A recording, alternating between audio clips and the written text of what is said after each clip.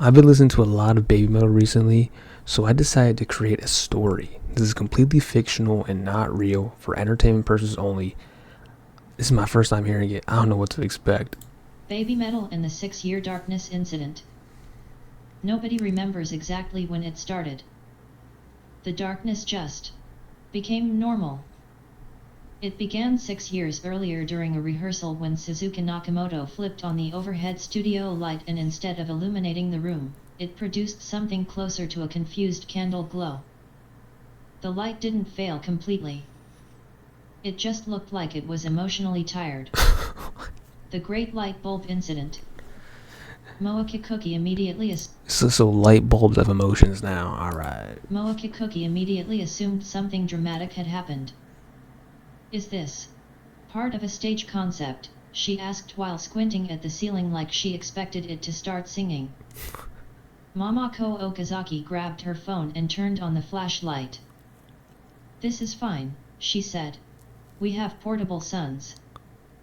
Yui Mizuno stared up at the dim glow, tilting her head slightly like she was studying an abstract painting. Suzuka sighed and grabbed a replacement bulb from storage. 5 minutes later, she installed it confidently. The new bulb turned on. It produced the exact same depressing glow. They all stared at it. The silence lasted 10 seconds. Moa slowly whispered. Maybe the building is haunted by a very polite ghost. What? Accepting the darkness. The fan attached to the ceiling, however, worked perfectly. It was legendary. The fan moved air like it had trained professionally for ventilation championships. It was whisper quiet and produced the exact temperature control needed for intense choreography practice. Replacing the entire unit would cost an absurd amount of money.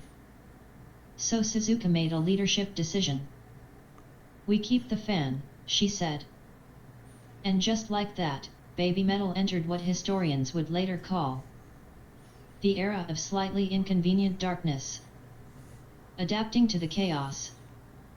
Over time, the group developed survival strategies. During daytime rehearsals, they opened every window in the building. At night, they relied on floor lamps, emergency stage lights, phone flashlights. Mamako dramatically holding glow sticks like she was guiding aircraft. Moa began keeping 3 flashlights in her rehearsal bag just in case of mysterious noodle emergencies. Noodle? Yui memorized entire choreography routines using muscle memory alone, claiming she could probably perform them blindfolded at this point. She probably could. Mamako occasionally forgot the light situation and would slam into props, then declare it part of her warm-up routine. Suzuka simply accepted the darkness as an unavoidable lifestyle choice. Dang. 6 years later. After 6 full years of rehearsing in what could only be described as romantically inconvenient lighting, Suzuka finally reached her breaking point during a particularly intense dance session where everyone tripped over a fog machine that nobody remembered bringing inside. That's it. Bro, if it's completely dark, you can't even see the fog. What's the point of the fog machine? That's it, she said, dramatically pointing at the ceiling. We are replacing this light. Moa applauded like a proud citizen witnessing infrastructure reform. Mamako filmed the announcement like it was a historic speech. Yui nodded approvingly, though she had adapted so well she barely noticed the lighting anymore. The final attempt. I believe it. Before replacing the entire unit, Suzuka decided to try installing one final replacement bulb. It's extremely unlikely both previous bulbs were defective, she said confidently while climbing the step ladder. Mamako immediately began narrating. Today we witnessed Suzuka ascending toward the sacred ceiling technology. Moa stood below holding the ladder, whispering motivational phrases like she was supporting a rock climbing expedition. Yui quietly observed, prepared to catch either Suzuka or the ladder if physics became optional. Suzuka screwed in the new bulb. She climbed down. Everyone gathered beneath the ceiling fan like they were preparing for a scientific revelation. Suzuka grabbed the fan remote. She pressed the light button. The reveal. The light turned on. It glowed faintly. Exactly like before. Bruh. Moa sighed dramatically and collapsed onto the rehearsal floor. Mamako whispered. We tried. We truly tried. Dang. Suzuka stared at the remote in frustration. Then she noticed something. A tiny button she had never pressed before. It was labeled dimmer. She blinked. She pressed it once. The light grew brighter. She pressed it again.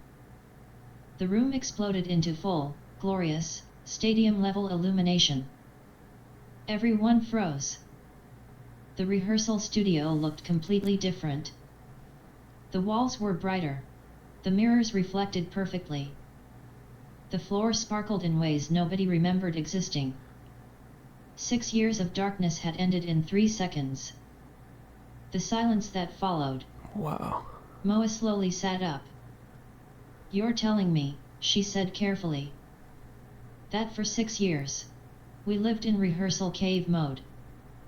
Mamako finished the sentence. Because we never pressed one button. Bro, imagine having to record and rehearse your dance routine in complete darkness for 6 years because you couldn't press one button, bro. Yui blinked once, processing the information like a philosophical puzzle. Suzuka stared at the remote like it had personally betrayed her. The aftermath. The realization hit the group in waves. Moa began laughing uncontrollably. Mamako dramatically reenacted 6 years of flashlight choreography using interpretive dance. Yui simply walked around the studio, admiring details she had never noticed before, including a motivational poster that had apparently been hanging there the entire time. Suzuka sat quietly, reflecting on how she had nearly replaced a perfectly functional $400 fan unit because of a single unpressed button. The legacy of the incident. From that day forward, BABYMETAL established a new rule.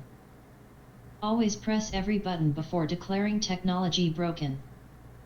Mamako later released behind-the-scenes footage titled 6 Years in the Dark, a documentary of poor remote exploration. Moa began giving dramatic speeches whenever anyone adjusted lighting settings.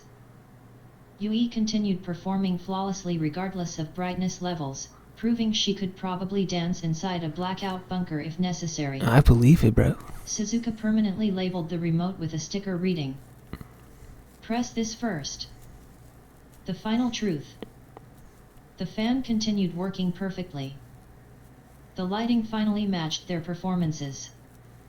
And occasionally, during rehearsals, someone would intentionally dim the lights slightly, just to remind them of the era when BABYMETAL unknowingly trained like mysterious underground warriors. Because nobody thought to check the dimmer button. I mean, they are underground mysterious warriors. Like, what, dude? Have you seen the crowds?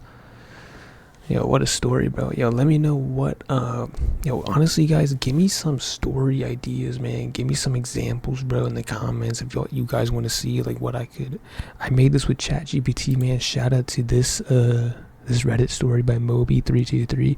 They took this and made it in ChatGPT and chat, you know. Let me know what you're acting next time. Let me know if I should keep making these videos or if this is stupid, bro. I don't know. This is my first time doing it. Maybe it's stupid. Maybe it wasn't funny.